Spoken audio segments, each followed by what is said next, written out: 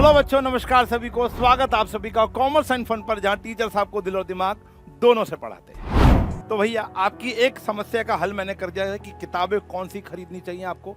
दूसरी समस्या का हल मैं यहाँ पर लेकर आ गया हूँ। सर, अप्लाइड मैथमेटिक्स चुननी चाहिए या कोर मैथमेटिक्स हमारे लिए अच्छी रहेगी। तो भैया, इस वीडियो के अंदर आपको मैं पूरी की पूरी रिसर्च करने के बाद बताऊंगा कि आपको कौन सा सूट करेगा। Got it?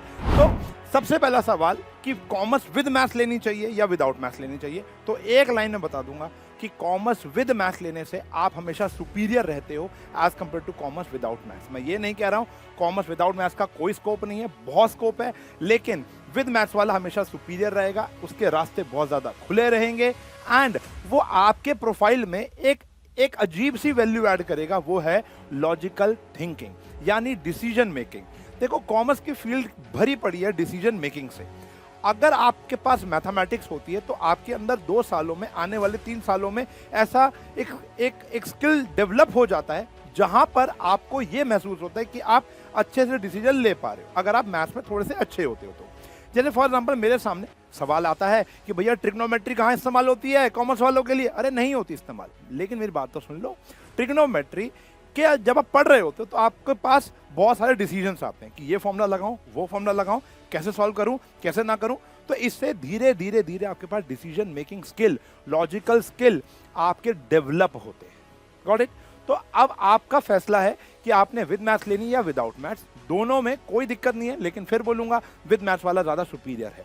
दूसरा सवाल हमारे यहाँ पे दिमाग में आता है कि सर चलो, मैंने अब ठान लिया है कि मैं विद मैथ्स लूंगा आपके कहने पर या अपने मन के कहने पर या जो सोसाइटी कह रही है उसके कहने पर। Got it? ठीक है जी। अब दूसरा सवाल, अप्लाइड या कोर मैथमेटिक्स।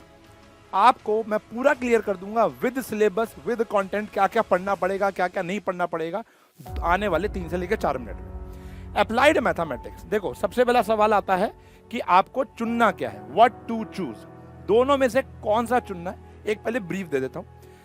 अगर आपको अपने जीवन में अपने आप को बैंकिंग के सेक्टर की तरफ लेके जाना है, इंश्योरेंस की सेक्टर की तरफ लेके जाना है, स्टैटिस्टिक्स सेक्टर की तरफ लेके जाना है, तो आप हमेशा अप्लाइड मैथ्स की तरफ रहेंगे। मैं भी डिसीजन नहीं दे रहा हूं, मेरा डिसीजन इस वीडियो के एंड में आएगा कि आपके लिए कौन सी बढ़िया है। ठीक है ना?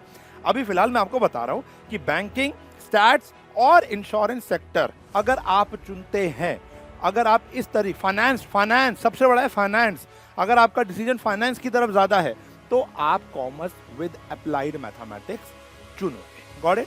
लेकिन अगर आप कहते हो कि नहीं सर, मुझे फाइनेंस, बैंकिंग और ये तो है ही है, लेकिन बाकी अदर ऑप्शन भी मुझे ज्यादा खुले रखने हैं, ज्यादा मैं ऑप्टिमाइज कर सकता हूं बाद में जाकर, अभी मैं कंफ्यूज हूं, तो आपको कोर मैथमेटिक्स लेनी चाहिए। अगर आपके 10th तक मैथ्स अच्छी खासी थी, अच्छी खासी का मतलब अगर आप 100 में से 70 के आसपास भी अगर स्कोर कर रहे हो तो आप कोर मैथमेटिक्स इजीली हैंडल कर लोगे, कोई मुश्किल नहीं है। और अप्लाइड भी। अच्छा, दोनों में आसान कौन सी है ये डिसीजन बच्चे का होता है, कभी टीचर का नहीं होता। ठीक है जी? अगर फिर बोलूंगा बैंकिंग, फाइनेंस और इंश्योरेंस सेक्टर में जाना चाहते हो, स्टैट्स के सेक्टर में जाना चाहते हो तो अप्लाइड मैथ्स, वरना कोर मैथमेटिक्स हर जगह के लिए खुली हुई है। अब आते हैं सिलेबस। दोनों का 35% सिलेबस जो है बेटा वो कॉमन है। 35 to 40% सिलेबस कॉमन है। 11th का बच्चा अप्लाइड और कोर में ये वाले सारे टॉपिक पढ़ेगा ही पढ़ेगा, चाहे वो अप्लाइड का बच्चा हो चाहे वो कोर का बच्चा हो। पहला sets, relation and function, sequence and series, permutation combination, limits and derivative, लेकिन विदाउट ट्रिग्नोमेट्री।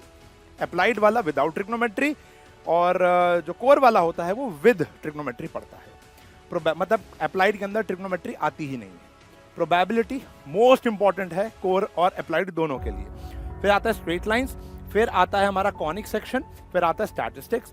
लेकिन अप्लाइड में थोड़ा स्टैट्स एडवांस हो जाता है, यहाँ पर थोड़ा सा लाइट सा रहता है।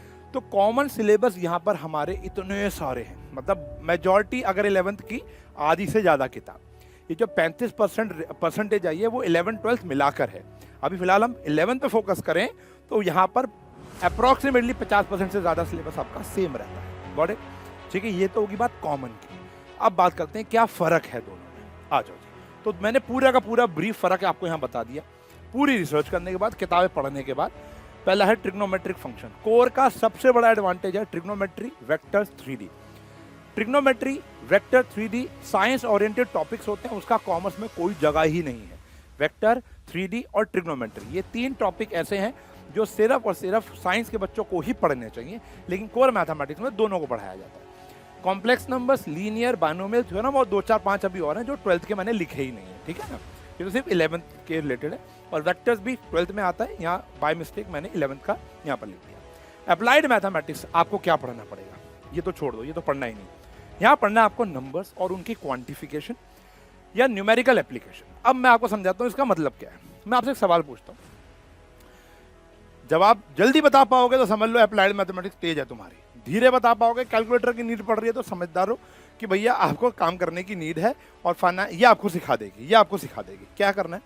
1 किलो पनीर 260 रुपए का आता है, 30 रुपए का कितना आएगा ये कमेंट में बता देना, ठीक है जी। चलो फिर आता है मैथमेटिकल रीजनिंग और लॉजिकल रीजनिंग। ये दोनों टॉपिक बड़े इंपॉर्टेंट होते हैं हमारी एंट्रेंस के लिए। सीए की एंट्रेंस करनी है, सीएस की एंट्रेंस करनी है, फाउंडेशन करना है, बीबीए, सीयूईटी, ये सारे के सारी चीज़ें बड़ी हेल्पफुल होंगी कॉमर्स स्ट्रीम के बच्चों के लिए, ठीक है ना।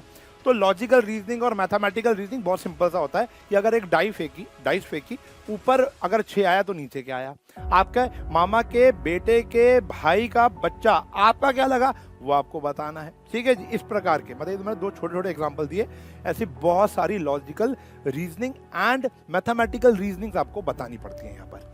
फिर आता है फाइनेंशियल मैथमेटिक्स, जिसके अंदर आपको ग्रॉस प्रॉफिट मतलब gain loss, simple interest, compound interest, compounding of money, income tax, FD, RD, RRR, ये सारी की सारी, आरआरआर मतलब एक रिजर्व रेशियो होता है, उसके बारे में बात करते हैं, जो हमारी इकोनॉमी में काम आता है, बैंकिंग सेक्टर में काम आता है, इंश्योरेंस सेक्टर में काम आता है वहाँ पर। और सबसे important index number, inflation, deflation, महंगाई, कंज्यूमर प्राइस इंडेक्स, इस तरीके की पढ़ाई यहाँ पर अप्लाइड की जाती है। अब आप बोलोगे सर आपने तो बोला था कि आप अप्लाइड मैथमेटिक्स पढ़ाते नहीं हो, लेकिन आपको ज़्यादा ज्ञान तो इसका है। बेटा मैं बता दूं कि मैं सीए फाइनल ड्रॉप आउट हूँ और एमबीए फाइनेंस में मेरे पास डिग्री है, गॉट इट। तो ये तो मेरी रग रग में है, मैं ज़्यादा पढ़ाता नहीं हूँ, क्यों। अब देखो आती है डिसीजन मेकिंग। ये टॉपिक 4 साल पहले ही इंट्रोड्यूस किया गया है, ठीक है जी। मैं हार्ड कोर मैथमेटिक्स का फैकल्टी हूँ, लेकिन ये मेरे खून में है। क्यों है, क्योंकि भैया मैंने जो जितनी भी पढ़ाई करी है वो इससे रिलेटेड ज़्यादा करी है एज कम्पेयर टू दिस, मैं आपको ये बता दूं। लेकिन विद 18 साल एक्सपीरियंस मेरी इसमें भी महारत हासिल हो चुकी है।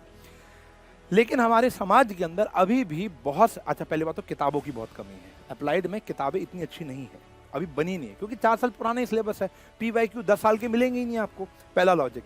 टीचर ज़्यादा नहीं है, टीचर बहुत होंगे, लेकिन अभी इस फील्ड में बहुत कम टीचर्स यहाँ पर पढ़ाने के लिए आए हैं, गॉट इट।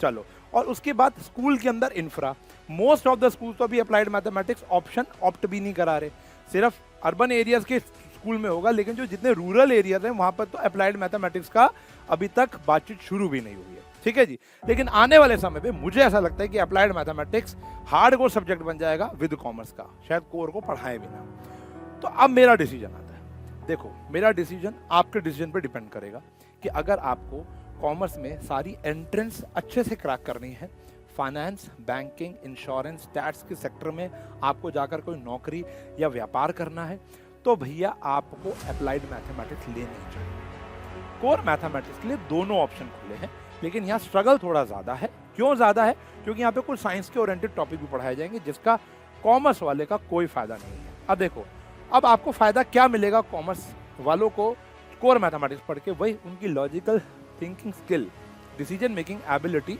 ज़्यादा डेवलप हो जाती है एज कम्पेयर टू अप्लाइड। क्योंकि ये कई मायनों में, मेजॉरिटी बच्चों ने मुझे बोला है ये आसान होती है और ये थोड़ी सी टफ होती है, थोड़ी सी मतलब बहुत टफ नहीं, 19-20 का फर्क है, बाकी डिपेंड्स ऑन बच्चा टू बच्चा ऑल्सो। आई होप मैंने आप में वैल्यू ऐड की। अब आप एक डिसीजन लो और जल्दी से जल्दी डिसीजन लो कि कोर और अप्लाइड। अच्छा, इस चैनल पे कौन सी मैथमेटिक्स पढ़ाई जाएगी, तो भैया core mathematics science and fun 9th, 10th, 11th, 12th channel पे पढ़ाई जाएगी, और वहाँ पिछले 2 सालों से हम पढ़ा रहे हैं।